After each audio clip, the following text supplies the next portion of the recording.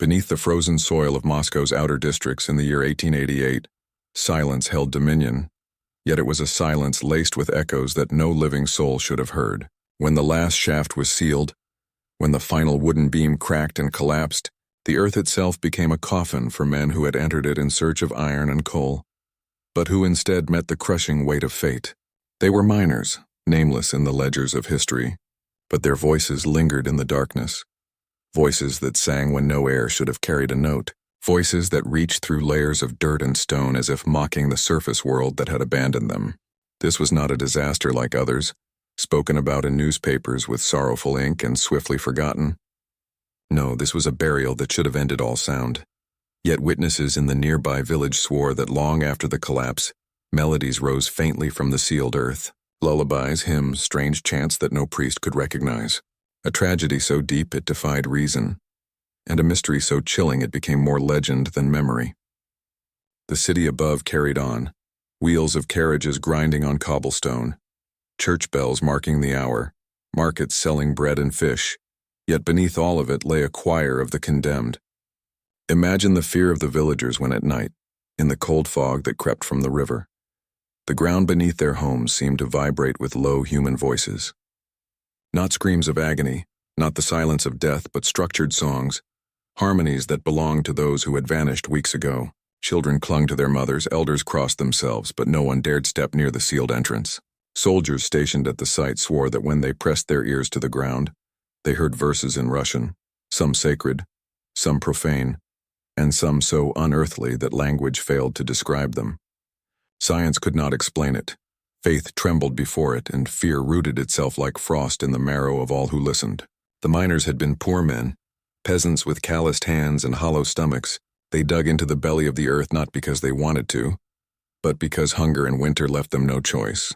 Their families depended on the wages, however meager, and so each day they descended with lanterns and picks, whispering prayers to saints long forgotten. On that fateful day, the wood supports creaked more than usual. Dust rained from the ceiling like the first warning drops of a storm. One miner, perhaps wiser or perhaps only more fearful, shouted to retreat. But before their feet could carry them upward, the tunnels groaned and snapped and the ceiling collapsed in thunderous waves. Tons of rock fell, beams splintered, lanterns extinguished. Darkness absolute swallowed them, the kind of darkness that eats sound and thought alike. Many would have perished instantly, crushed and broken. Yet some survived, trapped in pockets of space, lungs filling with stale air, hearts hammering against ribs. And then, in the black silence, they began to sing. At first, perhaps to comfort one another, perhaps to keep despair at bay. Miners were men of song. In taverns, in fields, and even in the shafts, they sang to mark rhythm and push back loneliness. But soon the song shifted, grew stranger, took on tones no living throat should produce. Those who stood above the earth claimed that the voices carried through the stone, as though the ground itself had become a hollow instrument. Days passed, then weeks, and still the haunting music lingered. Some said it was impossible, that the men had all died within hours. But how then to explain the chants that matched orthodox hymns sung backward, the chilling lullabies that mothers swore they recognized though no such verses existed, the echoing harmonies that seemed to rise and fall with the wind? Villagers avoided the place, yet stories spread faster than plague. Merchants refused to travel near it. Priests debated whether to sanctify the earth or leave it condemned. Officials, eager to bury scandal, ordered the shaft filled with rubble, sealing it tighter, but the songs did not stop. Instead, they grew louder, clearer, as though the voices of the miners had found channels through the soil itself. One chilling night, a traveler passing by claimed he saw faint lights dancing across the sealed earth, like lanterns moving deep below the surface. Another swore that he glimpsed hands pale and skeletal, pressing against the frozen mud as if reaching for release. Yet no excavation was ordered. The state had no desire to spend coin on the dead. Families wept, but their tears fell into silence, for no grave was marked, no body retrieved. The miners became forgotten, swallowed not just by stone but by the cruelty of indifference. Yet their songs ensured they were not gone. What kind of force allows voices to persist when lungs have collapsed, when air has vanished? Some whispered it was a curse that the miners had disturbed ancient ground, a burial site of pagans or perhaps something older. Others feared that the earth itself had claimed their spirits, turning them into an eternal choir of warning.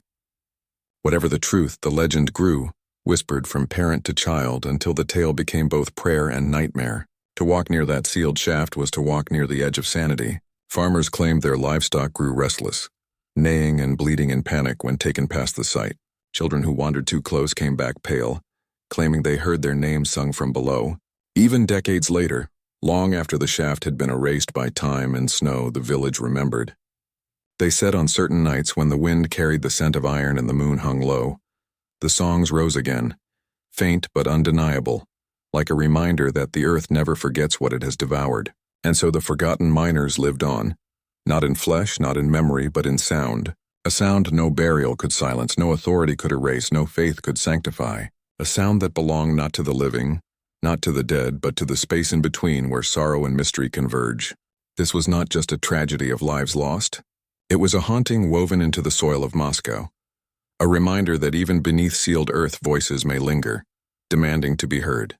The world above moved forward, but beneath the surface, a choir of the damned sang still, a macabre testament to the fate of those abandoned by mercy, forgotten by history, yet bound eternally to the song of the sealed earth.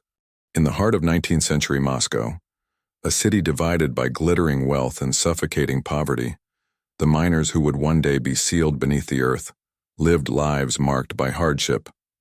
The year was 1888, a time when the Russian Empire sought progress yet left its poorest subjects in conditions barely distinguishable from servitude.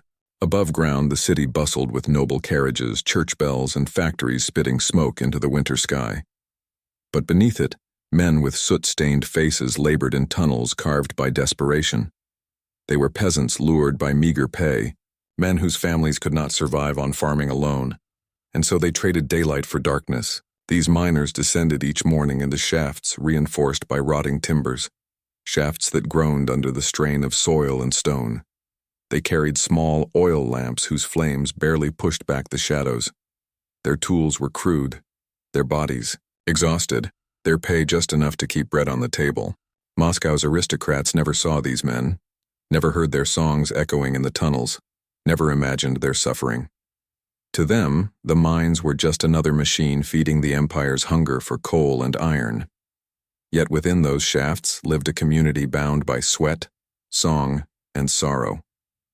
The miners shared not only work but also prayers, curses, and stories whispered during short breaks. They spoke of saints who might protect them, of spirits lurking in the earth, of comrades who had vanished in sudden cave-ins. These tales blurred. The line between superstition and memory for accidents were common, and death never far. One moment a man might swing his pick into the wall, the next the ceiling might collapse, burying him where he stood. Families waited each evening in fear, scanning the horizon for their husbands and sons. Children clung to the hope that the knock at the door would bring their father home, not the grim news of disaster. Yet despite the danger, the miners returned day after day because hunger was a foe fiercer than the earth itself. Villagers knew them as rough men, but beneath the grime they were fathers, brothers, husbands. Their voices carried strength, and their songs, sometimes joyous, sometimes mournful, were their only shield against despair. On holy days they sang hymns taught by priests, their deep voices trembling through the tunnels. On other days they sang folk songs, tales of love and loss that reminded them of the world above. And sometimes, when exhaustion broke them, they fell into silence, staring into the blackness as if listening to something older than themselves. The conditions of the mine were crueler than outsiders could imagine. Air grew thin the deeper they dug, filled with dust that burned the lungs. Water seeped in, chilling their bones and rotting the wooden supports. Rats skittered through the tunnels, feeding on scraps and sometimes on the flesh of those who had fallen. Yet the work never stopped. Overseers pushed them harder, demanding more, caring little for the risks. A few coins for the living, nothing for the dead. The empire consumed their labor and gave back only suffering. Above ground, their families endured poverty just as relentless. Women struggled to stretch bread and cabbage for meals. Children wore rags, and sickness claimed many before they reached adulthood. The miners were not heroes in the eyes of Moscow. They were invisible, forgotten even before their tragedy struck. And yet within their invisibility they forged a culture of resilience. They leaned on each other. They buried their dead quietly, with songs that carried the weight of sorrow, but also defiance. For every miner lost, another descended, as though bound by duty not just to family but to one another. It was this bond that would make their fate so haunting. Because when the mine collapsed and the earth closed around them, they did not greet the void in silence. They greeted it with the very songs that had carried them through life. To understand the horror of their story, one must first understand how little value their lives held in the eyes of those above. Newspapers might mention a cave-in briefly, but no name, no face would be recorded. Officials would shrug, families would weep, and the world would move on. But for the miners themselves, their voices were their rebellion, their proof that they had lived, worked, suffered, and would not go quietly into the dirt. And so the stage was set in 1888, in the frozen outskirts of Moscow. Beneath the earth toiled men who had already been forgotten by their city, men who prayed for safety yet prepared for death, men who sang because silence was unbearable. Above them, the world carried on in ignorance, unaware that soon the ground itself would crack. The tunnels would collapse and the forgotten miners would vanish. But though their bodies would be buried, their voices would not. For what rose from the sealed earth was not silence but song, a song so chilling, so inexplicable, that it would etch their memory into legend. The miners of Moscow in 1888 were not merely laborers beneath the soil. They were prisoners of circumstance, chained by poverty more binding than any iron shackles. Their homes were wooden huts clinging to the edges of the city, clustered near frozen fields and muddy roads. Winters were merciless, winds howling through cracked walls, smoke from stoves filling lungs already weakened by dust. In these huts, wives whispered prayers while children huddled close for warmth, always waiting for the sound of boots at the door, always fearing it would never come. Each morning, the miners trudged toward the yawning mouth of the earth, shoulders stooped, lanterns dim against the vast gray of dawn. They descended together, their faces already resigned, yet within their resignation flickered a fragile ember of hope. They believed that so long as they sang, so long as their voices filled the tunnels, the earth might spare them, and so songs became their armor. Old folk verses carried from distant villages, hymns learned from priests who blessed them with trembling hands, crude drinking chants that made the walls echo with defiance. Their voices mingled with the sound of picks striking stone, creating a rhythm both mournful and proud. To outsiders, it was noise.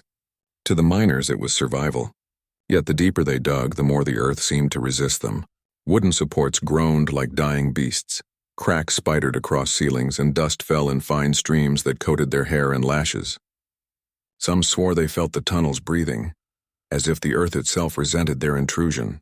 Rumors spread quietly, spoken only when lanterns flickered low. Tales of shadows moving just beyond sight, of whispers that did not belong to any man, of cold fingers brushing skin in the dark. Superstition wove itself into their routine, and while priests preached faith, the miners clung equally to charms and rituals passed down through generations. A coin rubbed 3 times before descent, a scrap of cloth tied to a beam, a whispered plea to the spirits of the earth not to be angered.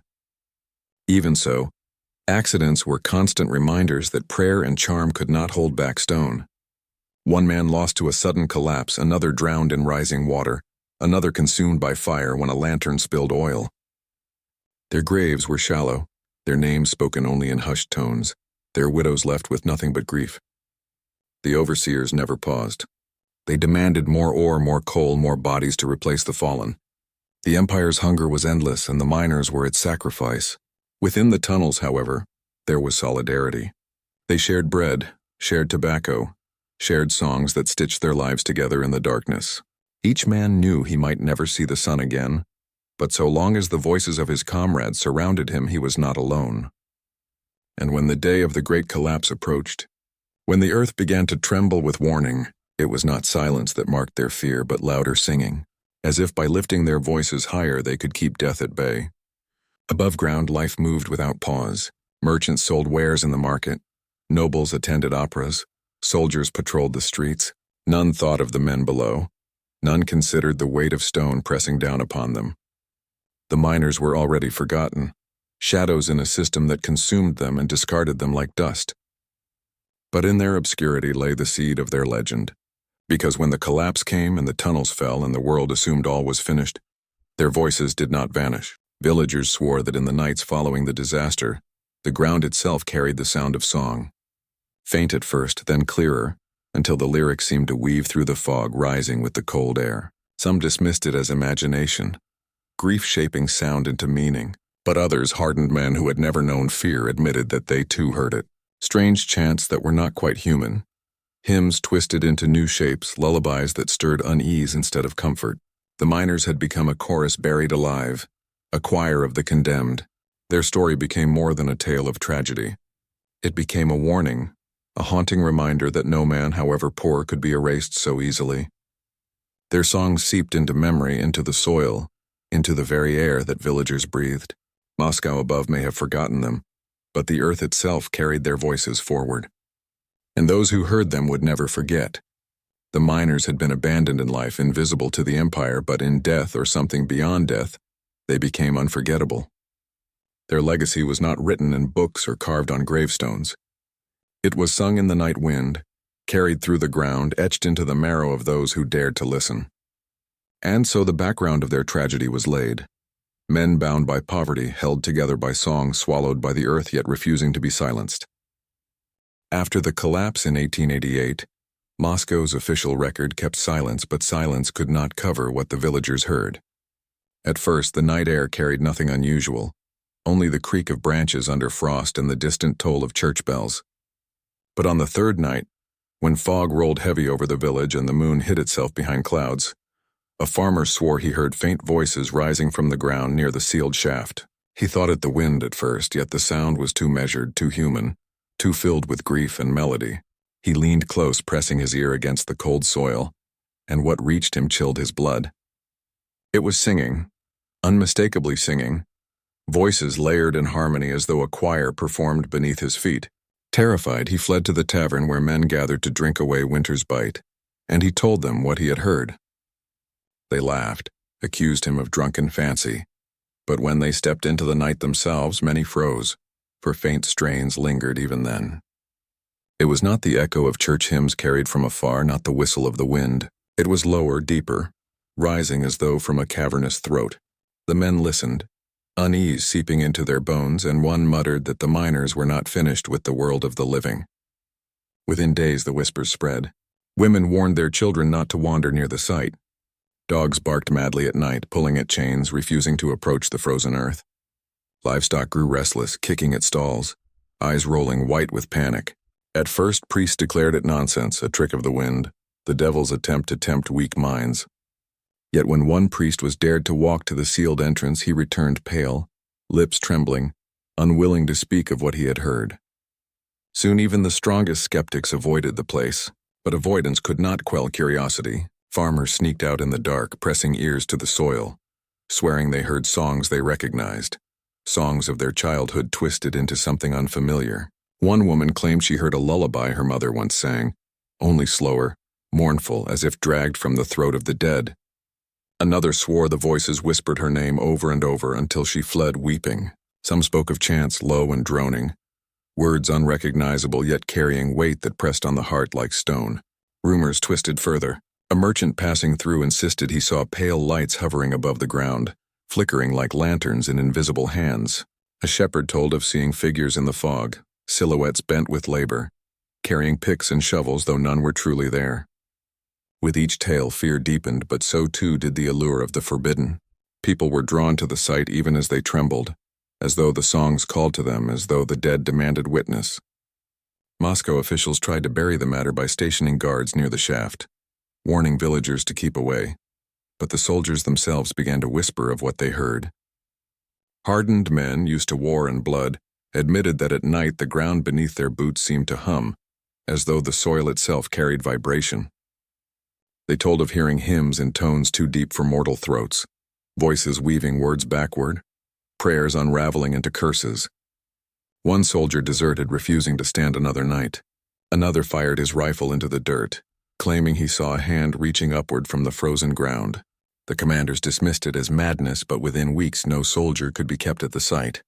And so the place was abandoned, left to the villagers who lived with its presence like a shadow on their lives. They began to believe the miners were cursed, their souls trapped between earth and sky, their voices a lament no priest could soothe. Families of the dead begged the church to sanctify the ground, to hold mass for the lost, but the priests hesitated, fearing that blessing such a place might draw the unholy closer. The miners' widows gathered in secret, lighting candles near the edge of the shaft, whispering prayers through tears. They said the songs grew softer on those nights, as if the dead recognized the love of those left behind. But never did the voices fade entirely. The build-up to the full horror was not a sudden eruption, but a slow weaving of dread into daily life.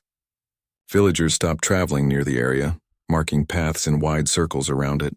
Hunters claimed their prey avoided it too, deer and hare vanishing when they neared its borders. And yet when storms raged and wind howled, the songs grew louder, carrying through the village streets like a procession of mourners. Children clutched blankets, wives locked doors, men sat silent by the fire, each pretending not to hear, though all did. They could not deny it any longer. What had been buried beneath the earth was not silent. It was singing, and the longer it sang, the more it seemed to grow, as though the earth itself had become an instrument for voices that refused to die. The village lived beneath the weight of two worlds, the visible one of markets, churches, and fields, and the hidden one beneath the earth where the miners' voices refused to rest. As the weeks stretched on after the collapse, the songs that drifted from the sealed shaft no longer seemed like remnants of human throats. They carried a resonance too deep, too layered, as if countless voices merged into one unearthly choir. At times the melodies rose so clearly that villagers claimed they could distinguish words, half prayers, half curses, stretched into tones that lingered long after the ear should have forgotten them. Old men recalled folk tales of spirits trapped beneath the ground, guardians of Earth's secrets who punished those who disturbed their domain. Women whispered that the miners had been claimed not by God nor by death, but by the soil itself, transformed into instruments of its will. Fear bled into daily rituals. Farmers refused to till fields near the site, saying their plows struck stone that pulsed like bone. Shepherds guided flocks far away, for sheep panicked at the faintest sound of the buried songs. Even wells near the area were abandoned, villagers swearing the water tasted of iron, bitter and metallic like blood. Yet curiosity still pulled at them, for the mystery of the voices was stronger than reason. On cold nights, groups would gather at the edge, daring each other to listen. Some returned pale, unable to speak. Others laughed too loudly, trying to hide the terror that clung to them. A few were never seen again, swallowed by the mist that clung to the sealed shaft as though guarding it. One widow, overcome by grief, went alone with a candle and knelt upon the frozen earth.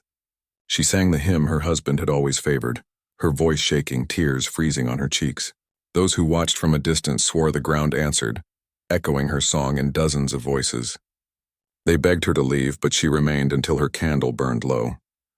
When finally she rose and walked away, the villagers whispered that the voices had followed her, humming faintly for days wherever she went.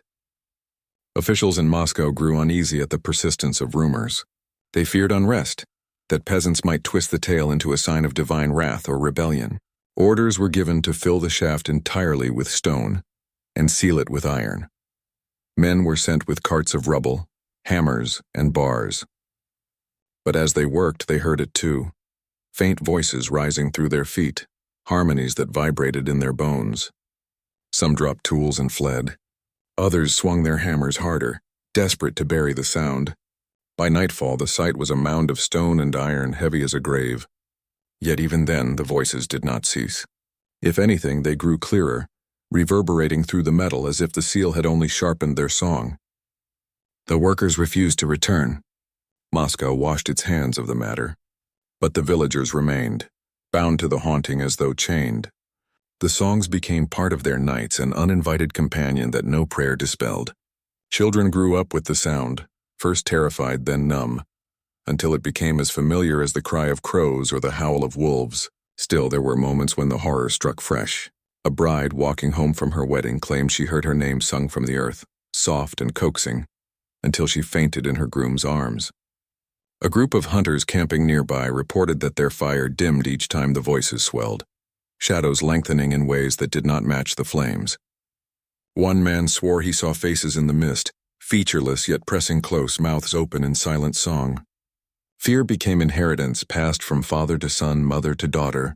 The legend rooted itself in the soil just as deeply as the voices themselves. No season erased it. In winter, the songs carried sharp and cold as icicles. In spring, when the thaw softened the ground, the melodies rose like sap from the earth. Summer brought no respite, for on still nights the air itself seemed to hum. And in autumn, when leaves fell and wind whispered through the bare branches, the songs blended so seamlessly with nature's dirge that the village seemed caught between two worlds, the living above and the singing dead below. By the end of that year, it was no longer a story of miners lost in tragedy. It was something darker, stranger, more enduring. The buildup had transformed grief into dread, superstition into certainty. The villagers no longer asked whether the voices were real. They only asked how long they would last and whether, when their own time came, they too would join the choir beneath the sealed earth. The year was drawing to its close when the voices shifted. For months they had been mournful, heavy like hymns sung in cathedrals. But now, as snow buried the fields and frost glazed the windows, the songs changed. They grew louder, sharper, no longer dirges but something closer to commands. Villagers woke at night to find their own lips moving unconsciously, whispering fragments of melodies they had never learned. Children hummed in their sleep, their tiny voices harmonizing with the unseen choir below. Fear turned into panic. Some families fled, abandoning homes built by generations. Yet the sound followed them for miles, carried on the wind like an invisible chain, until at last they returned, broken by the realization that escape was impossible. The earth itself was their captor. Then came the first disappearance.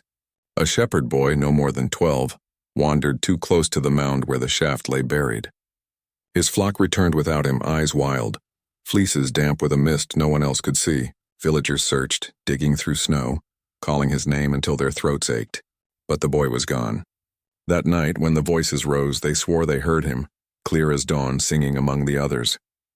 His tone was unmistakable, his childhood lilt woven into the chorus. Mothers wept, fathers cursed, but no one dared approach the mound again. Winter deepened. The river froze thick. The sky hung heavy with unbroken gray. Yet the songs never faltered. If anything, they grew more organized, less like echoes and more like rehearsed choirs. It was as though the buried had formed their own congregation beneath the soil. One evening, a storm tore through the village, snow whipping like knives in the wind. Doors rattled, shutters shook, roofs groaned under the weight. But above the roar of the blizzard, the villagers heard a sound that froze their marrow. Drums. Not real drums, not of wood or skin, but deep, percussive beats from beneath the ground, shaking the very foundations of the houses. The choir had grown bold. They were not just singing, they were performing. Panic spread. A priest was summoned from a distant monastery, a man gray-haired and stern. He came with holy texts, incense, and the conviction that faith could banish anything. For 3 days he prayed over the mound, sprinkling holy water that steamed as though the ground itself rejected it. On the 4th day he collapsed, eyes wide, lips moving soundlessly. He was carried back to his monastery, and he never spoke again. Those who had witnessed his face swore it bore an expression not of victory nor defeat, but of recognition, as if he had glimpsed something he had always feared but never named. The climax of terror built swiftly. On the Feast of Epiphany, when bells rang in churches across Moscow, the village awoke to silence. The voices had stopped. For the first time in nearly a year, the air was still. Hope flickered. Some dared to believe the curse had lifted, that the dead had finally found rest. Families gathered, laughing through tears, holding one another close. But hope is a fragile thing, easily shattered.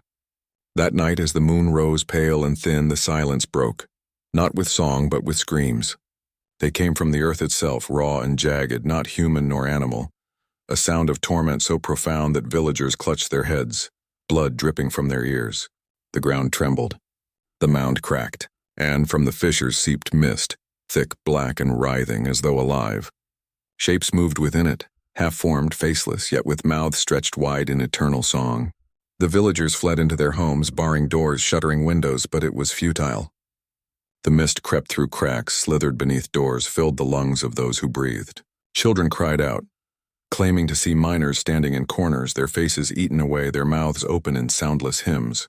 Livestock broke free from pens, trampling through the streets as though chased by unseen predators. Dogs howled until their throats tore, And still the voices rose, now not from the ground but from everywhere, from walls, from air, from inside their very skulls. Some went mad, clawing at their ears until they bled. Others fell to their knees, worshipping the unseen choir, convinced it was divine. The climax had arrived in full, and there was no turning back.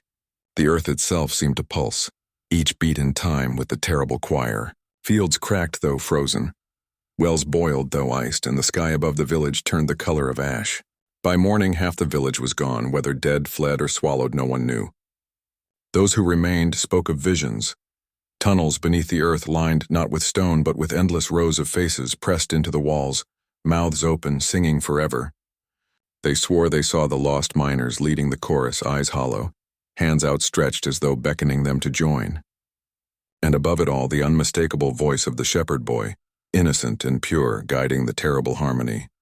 The survivors could no longer deny that what plagued their village was not mere haunting, but something older, darker, and bound by no law of heaven or earth. As the days passed after that night of screams and mist, they lived in a suspended dread, waiting for the next eruption.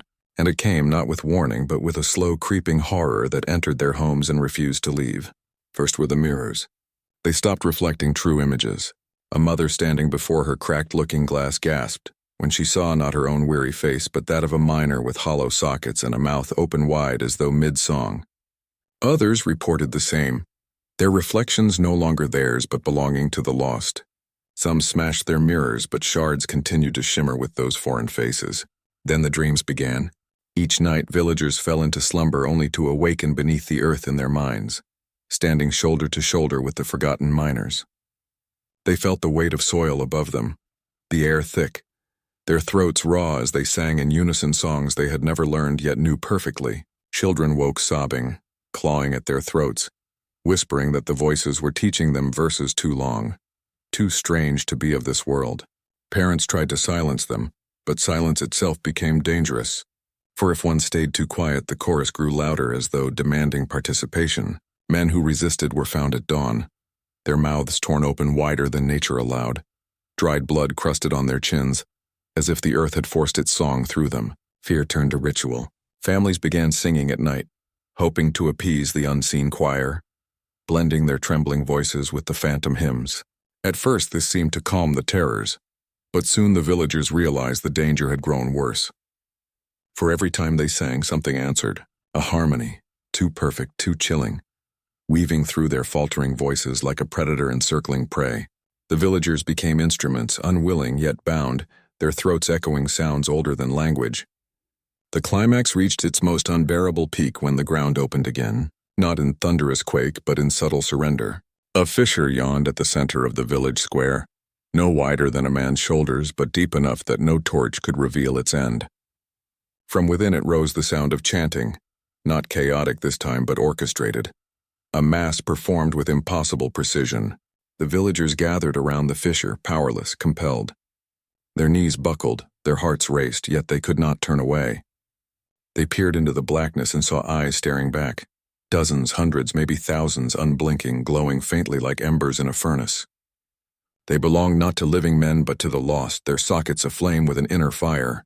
The villagers screamed, scattered, but the fissure did not close. From it surged the mist again, coiling through the air, carrying with it fragments of bones, scraps of cloth, tools rusted and broken, as if the mine itself was regurgitating its dead. Then came the most terrifying sign. Voices rose above the choir, not anonymous this time, but familiar. Mothers heard the voices of their children long buried. Wives heard their dead husbands calling their names. Old men wept as their fathers spoke to them from the abyss. The choir was no longer faceless. It had become personal. And with every recognition came despair, for the voices begged not for prayers, not for remembrance, but for joining. Come down, they whispered. The earth is open. The climax of this curse consumed the village entirely. Some leapt willingly into the fissure, their bodies swallowed whole by the dark. Others resisted, but their resistance weakened each night as the voices grew more persuasive, more intimate. By now, even those who fled into distant towns carried the curse. They heard the songs in wells, in forests, in the crackle of their fires. Moscow itself felt tremors, subtle vibrations that clergy and officials tried to explain as natural. But the villagers knew, They knew the curse had outgrown their fields, their frozen river, their square. It had become a wound in the earth itself, spreading deeper, wider, beyond reach of prayer or reason. In the final nights of that dreadful winter, the choir reached a crescendo. The mist did not wait for fissures to open, but poured freely from the soil, drifting through streets like rivers of shadow. Those who inhaled it swore they felt their lungs fill with voices, each breath an alien hymn. They coughed blood in perfect rhythm, each spatter a note in the terrible song. Livestock died in droves, their bleats turning eerily melodic as they perished. Dogs barked in rhythm, then fell silent forever. The village had become one vast instrument tuned by the dead. By the end, there was no distinction between the living and the lost. Those who remained above ground sang without pause, their throats raw, their eyes glazed. They moved through the streets like somnambulists, not eating, not sleeping, only singing. The fissure widened, swallowing homes, barns, even the church, its steeple vanishing into the dark as bells tolled their last note, strangely in harmony with the choir below. And when at last silence came again, it was not relief. It was void. For the village was gone. Where once stood homes and lives, only an expanse of sunken earth remained, smooth as if pressed by a giant hand. Snow fell, covering the hollow, and strangers who passed in later years spoke only of the strange hush, as though the air itself remembered the songs. Yet on certain nights when the wind shifted just so, faint melodies drifted across the fields, songs too perfect, too mournful to belong to the living, and those who heard swore the voices carried names, names of those who had once sung beneath the sealed earth, now joined forever in the endless choir of the forgotten. When the last echoes faded and the snow reclaimed the hollow, the world outside barely noticed the loss. Moscow was vast, riddled with its own turmoil, revolutions of industry and whispers of political unrest. Who would care for a vanished mining village at the edge of nowhere? Yet for those who lived near enough to know, the disappearance was an open wound, a reminder that the earth could swallow not just men, but memory itself. At first, rumors carried on horseback and through market stalls told of abandonment. Some said famine had driven the villagers away, others that plague had swept silently through their streets. But those who ventured close, hunters, traders, the curious, spoke otherwise. They found no bodies, no bones, no remnants of panic, only a strange hush that lingered unnaturally, as if the world itself held its breath. Snow lay undisturbed, smooth, covering what once had been walls and lives. Yet beneath that stillness, those who listened long enough swore they could hear it, faint vibrations underfoot, like a heartbeat buried deep in the frozen soil. Priests were sent from nearby towns to consecrate the ground. They walked the hollow in solemn procession, chanting prayers, swinging censers heavy with smoke. But even as the incense curled upward, the smoke bent back down toward the earth, sucked as though by an unseen breath. The priests left shaken, reporting visions of faces pressing up from beneath the snow, mouths open in silent screams. One collapsed upon return, feverish, muttering verses he claimed were never written in any scripture. Word spread among peasants that the site was cursed. No one dared settle there. Travelers gave the valley wide berth, fearing their horses would balk or worse carry them straight into the invisible embrace of the choir below. Yet memory is fragile. Within a generation, the story of the vanished miners became a tale told by grandmothers to keep children from wandering too far. The sharpness dulled, the horror softened into folklore. Do not go near the hollow, they would warn. The forgotten will take your voice. Some children laughed, daring each other to stand at the edge and listen. A few returned pale, their laughter gone, speaking less and less until their voices failed entirely. Such tragedies were whispered about but never written down. The empire had no interest in tales of the supernatural. Records claimed the mine had collapsed, nothing more. Its village abandoned by survivors who moved on to find work elsewhere. But those who lived closest knew better. Each winter, when the night stretched longest, the air around the hollow trembled with faint song. Shepherds refused to graze their flocks near it. Hunters returned with eyes wild, swearing they had seen lights moving beneath the snow as though lanterns were being carried deep underground. The aftermath was not just the loss of a village, but the creation of a scar on the land, one that no faith nor reason could explain. And over time, the curse seeped outward, subtle but certain. In nearby towns, choirs began to falter. Churches reported singers collapsing mid-hymn, their throats bleeding as though their voices had been claimed by something unseen. In taverns, men hummed unfamiliar tunes, swearing they had never learned them. A child was found singing in her sleep. her lullaby matching the rhythm of picks striking rock, though she had never seen a mine. These fragments unsettled those who witnessed them, yet still they were brushed aside, attributed to illness, coincidence, or madness. But deep down, villagers felt the truth. The dead miners had not been buried. They had been sealed. And seals, no matter how strong, weaken with time. A generation later, curiosity drew scholars and mystics to the hollow. They came with notebooks, instruments, and ambition, hoping to capture proof of the supernatural. Some returned pale and shaken, unwilling to speak of what they had heard. Others never returned at all. Their equipment was found scattered, their journals water-stained and half-legible. What could be read told of vibrations beneath the earth, sounds captured on instruments though no human ear could hear them, patterns repeating like chants, like hymns. A few words, hastily scrawled, chilled the blood of later readers. It knows we are listening. Those pages were locked away, forgotten by design, hidden among dusty archives where few would ever stumble upon them. But silence cannot erase what the earth remembers. In the end, the aftermath of the forgotten miners was not just their absence, not just the loss of a community, but the persistence of their presence, twisted and eternal. They had become part of the soil, part of the breath of the valley. Their choir a reminder that not all who vanish are gone. Some remain, waiting, singing, calling for the living to join them beneath the sealed earth. The empire tried to erase the memory, but the land carried its own history. Travelers crossing that part of Moscow's outer provinces described a strange sensation whenever they neared the hollow. Horses would grow restless, snorting, their hooves striking the frozen ground as if it burned. Birds never circled above, and the air grew colder by several degrees. In winter nights, the silence became unbearable, so complete that one could hear the blood rush in their ears, and then faintly, as though from a world just beneath this one, the singing would begin again. It was not constant anymore, but it came in waves, timed with no season or calendar, perhaps with no logic at all. Sometimes the voices were soft, like lullabies. Other times they swelled into violent crescendos that made windows rattle in nearby hamlets. The aftermath spread through whispers, each telling, distorting the story, yet never diminishing the dread. Some swore the miners had been condemned for sins unknown, their souls trapped in endless song as punishment. Others believed the mine had been built upon an ancient burial ground, the miners disturbing something they were never meant to touch. A few dared to claim the voices were not human at all, but older things mimicking the cries of the lost. Whatever the truth, the effect on the people was undeniable. Entire families left the surrounding lands, moving into crowded towns rather than live near the hollow. Those who remained carried their fear like a second skin. They avoided music. Weddings were celebrated in silence without song or dance, lest the forgotten hear and answer. Children grew up in a world stripped of melody, their lullabies replaced with whispered prayers, and still, despite their efforts, the songs found their way back.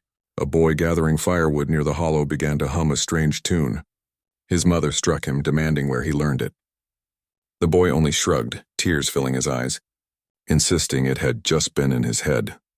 Weeks later, he vanished, leaving behind only footprints leading to the hollow's edge, disappearing where the snow sank into shadow. His family left soon after, abandoning their cottage, their fields, everything they had built, unwilling to hear his voice echo back on winter nights. The aftermath grew into a legacy. Maps marked the valley as empty, settlements erased, yet word of mouth kept it alive. Merchants warned one another to avoid the region after dark. Hunters told stories of pale figures seen at the edge of the trees, their mouths moving without sound.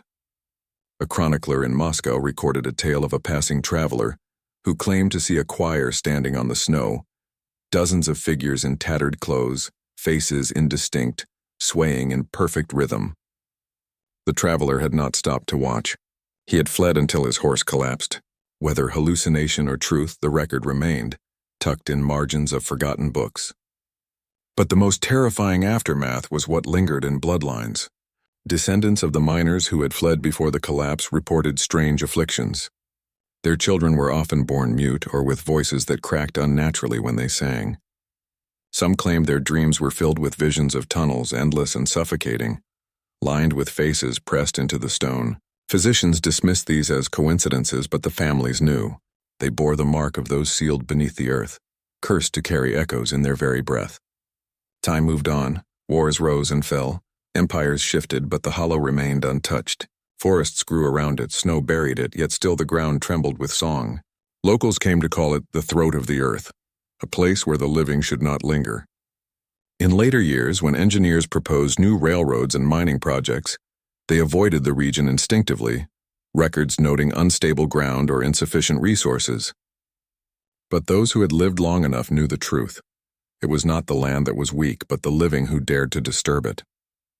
The aftermath was silence stretched over generations, silence heavy with the weight of memory and terror. And yet even silence has its cracks. Stories persisted, whispers carried from grandfather to grandchild, not in books but in hushed warnings. Do not sing near the hollow. Do not listen too closely at night. Do not answer if the voices call your name. For they will call, they always do. And when they do, no wall, no distance, no prayer will keep them from reaching into your lungs, pulling the song out of you, and binding you forever to the choir beneath the sealed earth. What happened beneath that sealed earth remains one of the strangest enigmas in Moscow's forgotten history. The official records are thin, written by clerks who dismissed superstition as the idle talk of peasants. They claimed the mine collapsed, that the workers suffocated, and that the villagers abandoned the settlement in grief. But the earth does not lie, and those who lived near enough to hear its trembling knew there was more. The greatest mystery lay not in how the miners died, but in what followed. For how could men buried beneath tons of soil continue to sing? The living swore they heard hymns, and not just garbled noise, but melodies structured, precise, harmonized. This was not the sound of panic or death throes. It was choir, united, deliberate. How does the human voice persist without air? Priests argued it was the devil, twisting sound to mimic the lost. Scholars countered that mass hysteria shaped the villagers' perceptions, that fear created the illusion of music. But fear cannot shake the ground. Fear cannot press faces into snow where no man stands. Fear cannot whisper names into a mother's ear in the exact voice of her dead child. There were reports, scattered, mostly oral, of strange objects found near the hollow. Rusted picks and helmets unearthed years later bore markings no miner remembered carving, lines and curves that resembled script, but not of Russian nor Latin nor Greek. Symbols, repeating, etched with desperate precision, as though carved by trembling hands in the dark. Some who studied the fragments swore they were musical notations, patterns of rhythm and tone, but not of any known system. They suggested the miners had been taught these signs, compelled to record music not their own. Yet who taught them? The question hung like frost in the air. Then there were the dreams. Survivors, children, and even strangers claimed to walk tunnels in their sleep. Tunnels lined with walls that pulsed like flesh, as if the earth itself were alive. They described hearing songs in languages they did not know, yet waking with those words still fresh on their tongues. Some even wrote them down, symbols almost identical to the carvings found on the miners' tools. How could such knowledge spread to those who had never seen the hollow? Coincidence? Or a contagion of something far older than memory? The mystery deepened when accounts surfaced of distant places where similar stories arose. In a village in the Urals, shepherds spoke of chants echoing from caves long sealed. In the Carpathians, travelers whispered of underground groans mistaken for wind until they shaped themselves into song. Was Moscow's hollow unique or part of something larger, a network of voices buried across the earth waiting for ears to hear? Another puzzle was the silence that followed the great crescendo when the entire village vanished. Why did the voices stop then? Was it exhaustion, satisfaction, or transformation? Did the miners finally achieve some kind of communion, their song no longer needing to pierce the soil? Or was the silence itself a warning, the pause before something greater? Even in later years, when explorers attempted to measure the land, instruments behaved strangely. Compasses spun, pendulums swayed against gravity, vibrations hummed faintly through the ground though no seismic activity was recorded elsewhere. Some believed the hollow was not natural but a gateway, a throat leading to chambers vast and unseen, a place where the dead sang not as ghosts but as prisoners, bound to rhythms not their own. And if they were prisoners, then who was the captor? Was it the earth itself devouring its workers? Or had the miners touched something older, deeper, that demanded tribute? These questions were never answered, only multiplied. The greatest mystery of all remains unanswered to this day. Why music? Why song and not screams? Why harmony and not chaos? It suggests intention. It suggests design. Something beneath the sealed earth wanted to be heard, wanted to be remembered, wanted its choir not to vanish but to endure forever. The deeper one studies the case of the forgotten miners, the more impossible it becomes to separate truth from nightmare. Villagers spoke with certainty. Priests collapsed in terror. Travelers vanished. And yet history recorded only a mine collapse. The gulf between official narrative and lived horror is itself a mystery, as if the empire conspired with the earth to bury not only the dead, but also the memory of their song. Why? What was so dangerous about voices rising from beneath the soil? Some believed it was because the voices carried knowledge. The hymns were not random. Their patterns repeated across nights, forming structures, verses, refrains. Musicologists, centuries later, when fragments of notations were rediscovered, recognized scales that should not have existed, tonal arrangements beyond human tradition. They theorized the songs contained messages, codes, even instructions. If so, instructions for what? To build, to open, to summon? And if the miners were compelled to sing them, were they participants or victims? Another mystery lay in the personal accounts of those who heard the songs most closely. They spoke not only of hearing but of feeling. Their chests vibrated in time, their lungs filled as though dragged unwillingly into rhythm. Some coughed blood, others sang against their will, voices rising in languages unknown.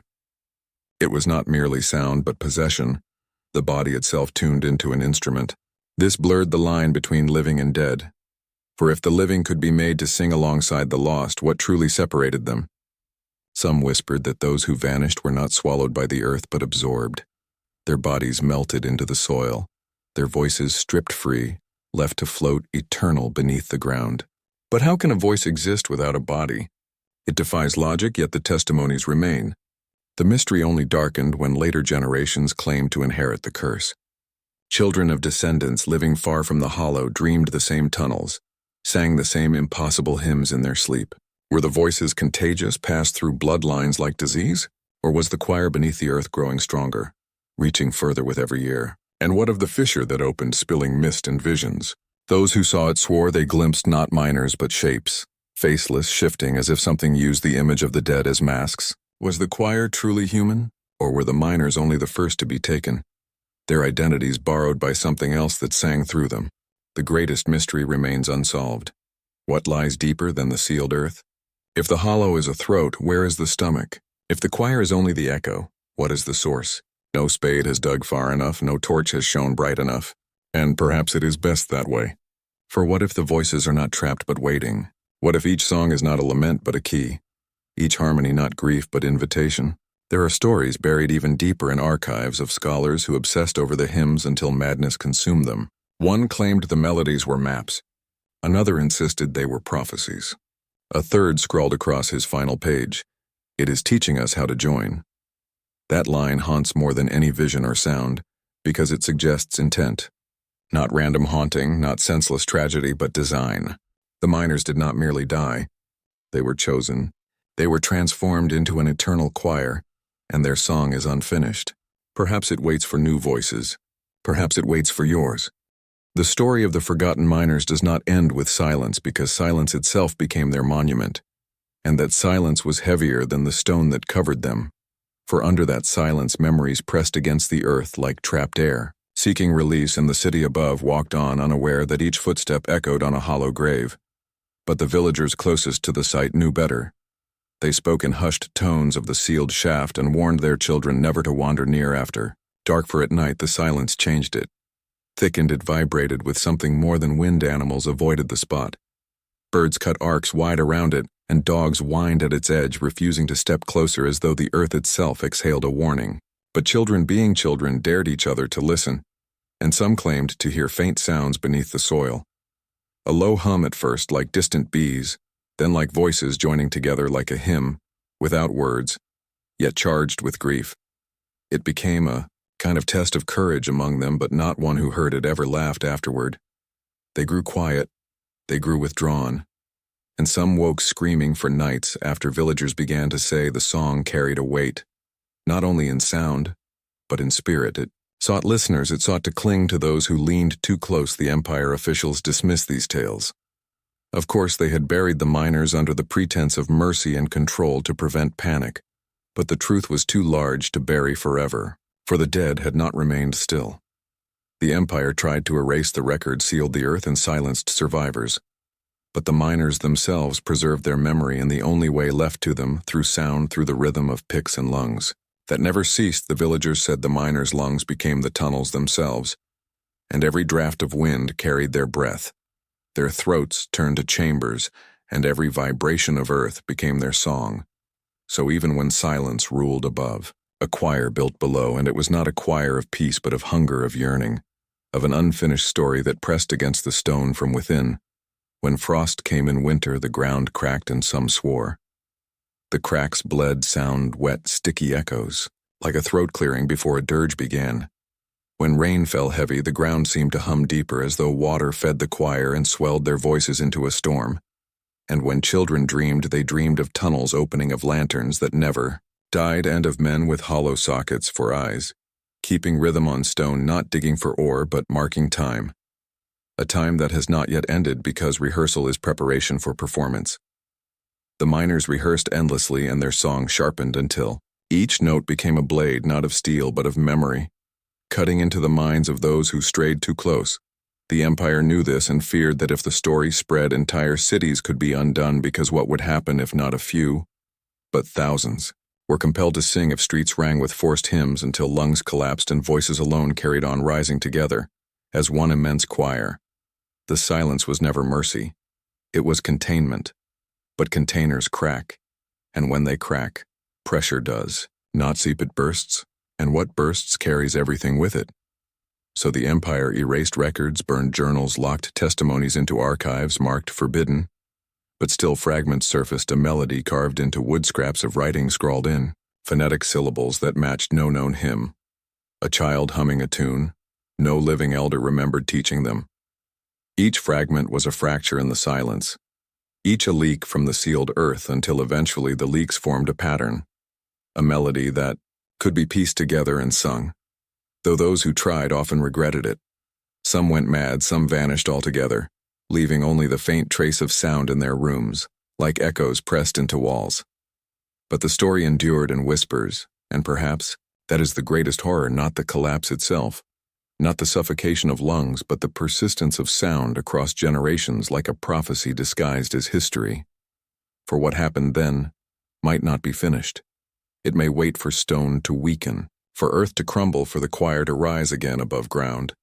And if you listen closely even now, if you are truly silent and still, you will notice that the tune you think is in your imagination is not imagination at all.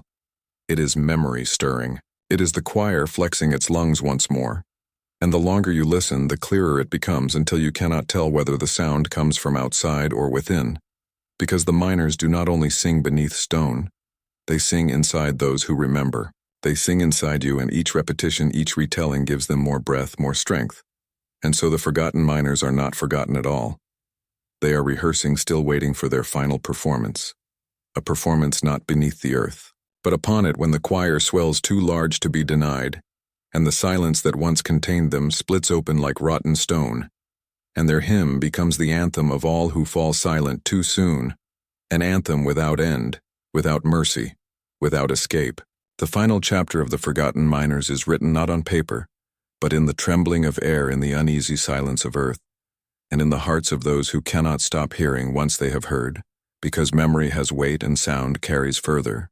Then stone, the city above, tells itself that the disaster was buried, that the miners lie quiet, that time has smoothed the scar, but scars do not vanish. They deepen into the flesh of the world, and each year the story grows more restless. What is forgotten by people is remembered by the soil. It is remembered by water trickling through cracks, by the wind that dips low to brush the sealed shaft. It is remembered by firelight flickering in old taverns, where the oldest among them mutter about the voices beneath, and each element plays its part in carrying the choir forward for nothing. That powerful dies easily. The Empire itself tried to suppress it. They banned the mention. They silenced the mourners. They denied the dead proper graves. But suppression is another form of preservation. Silence is the strongest echo. It amplifies in the dark. It multiplies. So while words above ground dwindled, the voices below grew louder, honing their hymn into something sharp, into something unbreakable. The villagers say that sometimes late at night when snow settles thick and heavy, you can see impressions on the drifts as if unseen feet marched in rhythm. To a song the air is so still, you can hear your own blood in your ears, and then faintly, you hear another rhythm, not your pulse, not your breath, but something deeper like the very ground beneath you breathing. You try to dismiss it, but once you notice it, you cannot dismiss it again. You hear it in your sleep. You hear it when no one else does, and slowly you realize it is not outside. It is inside the forgotten miners sing. Not just in the earth. They sing in those who know. They imprint themselves upon memory. And memory is the only grave they require. So long as someone tells the story, so long as someone imagines their song, they endure, they swell. And maybe that is the curse, maybe that is the justice, because the empire wanted them erased, and instead the erasure made them eternal in silence. They became endless. Some claim the song is not grief, but summoning a call not for mourning, but for return. The miners died below, but perhaps they do not intend to stay below forever. Perhaps they wait for a door to open, for the right listener to sing the right phrase, to unlock the sealed choir, and when that happens, the forgotten miners will not rise as men. They will rise as sound, as force, as memory alive, more powerful than flesh. And what city could withstand such a tide? Who could resist a hymn that enters your lungs and takes command until you sing, until you collapse, until you become one of them? There is no shield against song, no wall against sound. It seeps through cracks, it travels on wind, it pierces dreams. And so their revenge is patient, inevitable, because all it takes is one more listener, one more echo to complete the circle. Perhaps you are already part of it. Perhaps in hearing this tale, you hum a note without realizing. Perhaps you will wake at night with the sound lodged in your throat, and in that moment you will understand that the story has no ending. Because the ending is not death. The ending is chorus, and you are already inside it. Their tragedy was sealed beneath the earth, but their eternity lives above it, waiting, haunting, promising that what is buried is never gone, that silence is never empty, that memory is never still. And so the forgotten miners sing still beneath the sealed earth and within the chambers of every ear that dares to listen. Their song is the final word, the endless word, the word that waits for its time to be spoken again.